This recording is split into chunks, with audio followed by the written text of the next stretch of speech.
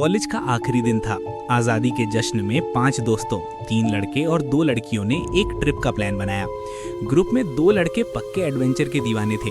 उन्होंने बाकी सबको मना लिया कि क्यों ना इस बार किसी खौफनाक जगह पर चला जाए। शहर से 150 किलोमीटर दूर एक ऐसी जगह जिसका नाम सुनकर भी लोग सिहर जाते थे।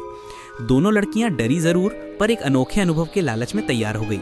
और फिर वो दिन आ गया। वे पहुंचे उस जगह पर, एक बहुत पुराना वीरान किला। वहाँ के लोग बताते थे कि एक रानी की आत्मा इस किले में भटकती है और शाम 6 बजे के बाद यहाँ आना सख्त मना है। स्थानीय लोग इस जगह से कोसों दूर भागते थे। किला सामने से ही बहुत डरावना लग रहा था। उन्होंने वहीं एक स्थानीय व्यक्ति से बात की, जिसने उन्हें किले का दिल दहला देने वाला इतिहास बताया। लगभग 400 साल पहले यहाँ राजा विक्रम सेन का राज था। उनका राज्य खुशहाल था, लोग सुखी थे और राजा एक बहादुर योद्धा थे। एक दिन एक जख्मी शेर आसपास के गांव में दहशत मचाने लगा, लोगों को मार रहा था। अपनी प्रजा को बचाने के लिए राजा विक्रमसेन शिकार पर गए और उस शेर के साथ युद्ध करके उस शेर को मार गिराया। वापस आते समय जंगल में उनकी नजर एक बेहद खूबसूरत लड़की पर पड़ी। राजा उस पर मोहित हो गए। पूछने पर पता चला कि वह पास के गांव के एक ऐसे परिवार से थी जिसे काला जादू करने के आरोप में समाज से निकाल दिया गया था। लेकिन राजा इन अंधविश्वासों को नहीं मानते थे। उन्होंने लोगों को यह साबित करने के लिए उससे शादी कर ली। वह सुंदर थी और प्रजा उसे अपनी रानी मानकर बहुत प्यार करती थी। कुछ महीने शांति से गुजरे, फिर राज्य से लोगों के गायब होने का सिलसिला शुरू हो गया। जब उनकी लाशें मिलती तो उनके दिल गायब होते थे। राजा विक्रमसेन ने जासूस लगाए और पता चला कि इसके पीछे रानी का परिवार है। जब उन्हें पकड़ा गया तो एक चौंकाने वाला सच सामने आया। इस सब की मास्टरमाइंड खुद रानी थी। अपनी जवानी और सुंदरता को बनाए रखने के लिए वह काले जादू का इस्तेमाल कर रही थी। वह अपने परिवार से लोगों के दिल निकलवाकर उन्हें खा जाती थी। यह सच्चाई जानते ही राजा ने भरे दरबार में पूरी प्रजा के सामने रानी को जिंदा जलवा दिया। उसके परिवार को भी मार दिया गया। लोगों ने सोचा अब उनका दुख खत्म हो गया, पर असली खौफ तो अब शुरू होना था। रानी की बेचैन आत्मा किले में घूमने लगी, लोगों को मारती और उनके दिल निकाल लेती थी। खतरा भांपकर राजा विक्रमसेन ने एक बड़ा अनुष्ठान किया। उन्होंने रानी की आत्मा को किले के नीचे एक गुप्त कमरे में रखे एक संदूक में कैद कर दिया। लेकिन इस अनुष्ठान को पूरा करने के लिए राजा को अपनी प्रजा के लिए खुद की बलि देनी पड़ी और कहा जाता था कि उनकी आत्मा किले की रक्षा करती है। ये कहानी सुनकर दोस्तों में डर और जिज्ञासा दोनों भर गई। स्थानीय व्यक्ति ने उन्हें फिर चेतावनी दी कि 6 बजे से पहले वापस चले जाएं। ग्रुप किले के अंदर गया, तस्वीरें ली और मजा किया। लेकिन उन 2 एडवेंचरस लड़कों को उस गुप्त कमरे को देखना था जहां आत्मा को कैद किया गया था। वे चुपके से अलग हो गए और दरवाज़ा ढूंढ लिया, जो ढेलों धार्मिक धागों और पूजा के प्रतीकों से सील किया हुआ था। एक लड़का जो भूतों में विश्वास नहीं करता था, जिद करने लगा कि यह सब सिर्फ खजाना छिपाने के लिए राजा की बनाई अफवाह है। उसने अपने दोस्तों की चेतावनी को नज़रअंदाज किया, दरवाज़ा ज़बरदस्ती खोल दिया। कमरा प्राचीन बर्तनों और कलाकृतियों से भरा था और हाँ, भारी भरकम संदूक भी था। उसने उसे खोला और बोला कि यह खाली है और सब बकवास है, और फिर तय किया कि अब जाने का समय हो गया है। जैसे ही वे बाहर निकले, उन्होंने महसूस किया कि शाम एकदम से ढल गई है और मुख्य दरवाज़ा पहले ही बंद हो चुका है। स्थानीय लोग जा चुके थे।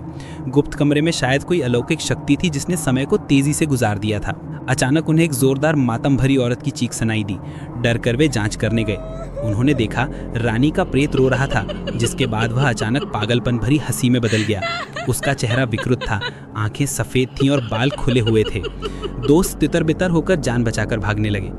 एक लड़का अंधाधुंध भागते हुए एक पानी के तालाब के पास पहुंचा। रानी का प्रेत ठीक उसके सामने प्रकट हुआ। उसने लड़के की छाती में हाथ डाला, उसका दिल निकाला और खा लिया। उसकी लाश तालाब में गिर गई और पानी खून जैसा लाल हो गया। एक लड़की रास्ता भटक गई और एक कोने में रुककर बेतहाशा रोने लगी। रानी की आत्मा उसके पीछे प्रकट हुई और पहले की तरह उसने उसके सीने में हाथ डाला, उसका दिल निकाला और उसे खा लिया।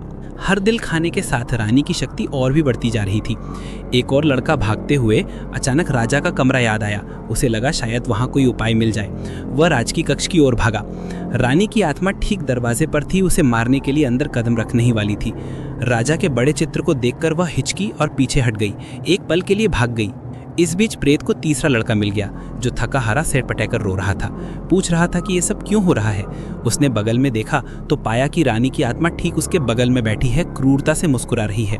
इससे पहले कि वह प्रतिक्रिया दे पाता, उसने उसका दिल भी निकाल लिया। अब सिर्फ एक लड़का और एक लड़की जिंदा बचे थे। बचे हुए लड़के को राजा का कमरा मिला और उसने घबराकर तलाशी ली। उसे राजा की तलवार मिली। उसने उसे पकड़ा और अपनी सारी हिम्मत जुटाकर बाहर निकला। आखिरी बची हुई लड़की थकी हुई और हिम्मत हारकर पास ही बैठी थी। रानी की आत्मा उसके पास पहुंची, उसे मारने के लिए तैयार थी। तभी वह लड़का आ पहुंचा और उसने राजा की तलवार घुमाई। रानी की आत्मा चीखी, उसके प्रेत वाले हाथ की एक छोटी उंगली कटकर जमीन पर गिर गई। रानी दहाड़ी, मैं तुम दोनों के दिल खाकर अंजे बन जाऊंगी, फिर मैं इस किले को छोड़कर बाहर के लोगों के दिल खाऊंगी। इतनी ताकतवर बन जाऊंगी कि अपने मरे हुए परिवार की आत्माओं को बुला सकूं और मुझे जलाने वाले सभी लोगों से बदला लूंगी। अचानक लड़के से एक तेज रोशनी निकली।